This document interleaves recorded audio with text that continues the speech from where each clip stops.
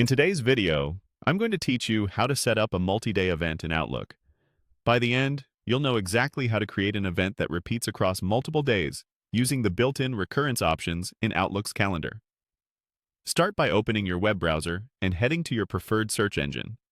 In the search bar, type Outlook and press Enter. Click the official Outlook website in the results. If you're prompted to sign in, use your usual account. Once you're in, look for the calendar, typically found in the left-hand sidebar or along the app launcher. Click Calendar to switch from Mail to your Schedule view. At the top of your calendar, click New Event.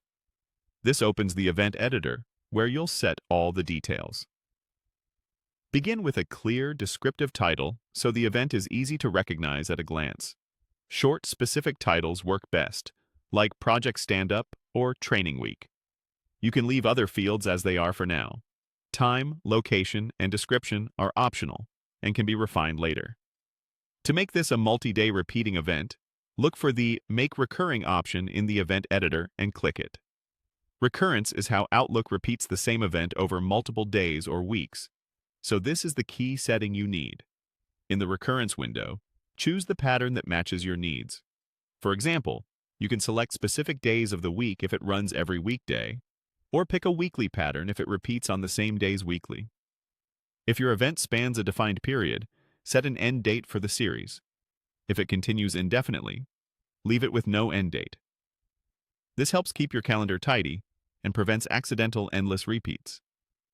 When you've set the recurrence exactly how you want it, click Save in the Recurrence window to apply those settings.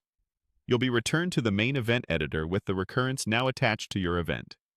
Give everything a quick review, the title, times, and recurrence details, and when you're satisfied, click Save again to finalize the event. You should now see the event appear on your calendar across the specified days, following the pattern you selected. If anything looks off, you can open the event and adjust the recurrence or timing at any time.